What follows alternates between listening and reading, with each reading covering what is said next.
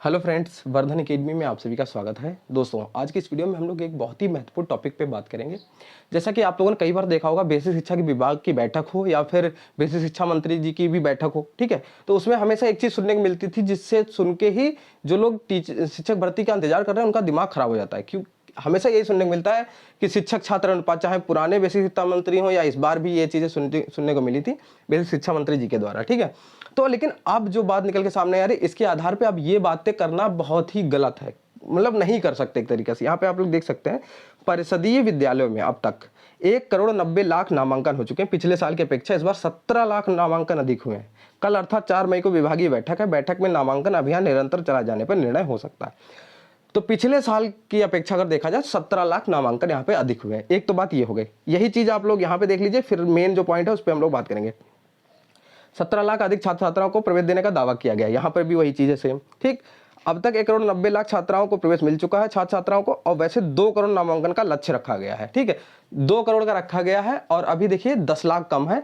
इसीलिए कल बैठक होगी और हो सकता है कि नामांकन अभियान को निरंतर चलाए जाने का निर्णय, मतलब आगे भी अभी 1 महीने हो सकता है बढ़ा दिया जाए या 15 दिन बढ़ा दिया जाए, जिससे कि ज़्यादा से ज़्यादा करवाया जा सके। तो यहाँ पर एक चीज़ आप लोग समझने की बात है।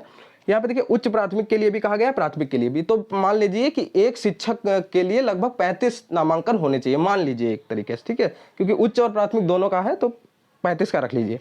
अगर 35 के हिसाब से अगर 17 लाख को डिवाइड करें तो लगभग 48,000 के करीब नए पद सृजित हो जाएंगे, लगभग 48,000।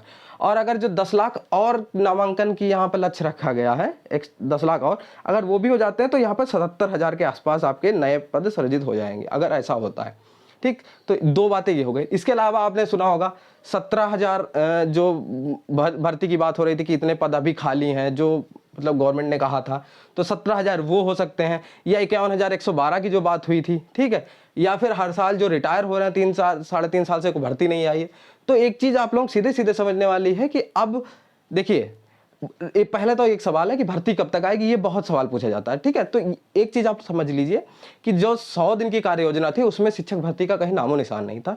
तो ये मान के चलिए अगस्त तक तो कोई 1% भी चांस नहीं है कोई भर्ती की बात, कि भर्ती आएगी या नहीं आएगी। तो अगस्त तक तो कोई बात नहीं है। उसके बाद उम्मीद है कि यूपी टेट एक और होगा, ठीक, एक यूपी टेट होगा, और यूपी टेट कराते कराते वो अक्टूबर के आसपास, यहाँ पर हो सकता है कि अक्टूबर के लास्ट या नवंबर में भर्ती आए और जनवरी के आसपास इसकी परीक्षा करवाई जाए, ठीक। और इसको खींच के इसकी पूरी प्रक्रिया होते होते मई जून करीब 2023 निकल जाए, पूरी भर्ती प्रक्रिया होते, और 24 में चुनाव है, ये तो आप सभी को पता है, ठीक है। तो हर तरीके से उनके लिए बेहतर है अगर थोड़ा लंबा खींच के इसको ले जाते हैं। तो अक्टूबर से पहले तो कोई चांस नहीं है। लेकिन अगर अब एक चीज पक्की है कि इस तरीके से नामांकन हो रहे हैं, आप लोग भी बहुत कोशिश करिए। अगर आपके आसपास में कोई, मतलब आप जितने भी नामांकन करवा सकते हैं, आप लोगों के लिए भी बेहतर होगा, ठीक है। ज़्यादा से ज़्यादा संख्या में सब लोग नामांकन कराने की कोशिश करें। जितने ज़्यादा नामांकन होंगे उतने पद सृजित होंगे और उतनी मांग फिर की जा सकती है उसी आधार पर, क्योंकि ये डेटा तो मिल ही जाएगा कि कितने पद अभी खाली हैं और कितने नामांकन हुए हैं, ठीक है। तो यही जानकारी आप लोगों को देनी थी कि ये एक तरीके से शुभ संकेत है कि 17 लाख नामांकन अधिक हुए हैं और अभी भी ये अभियान आगे चलाया जाएगा, पूरी उम्मीद है।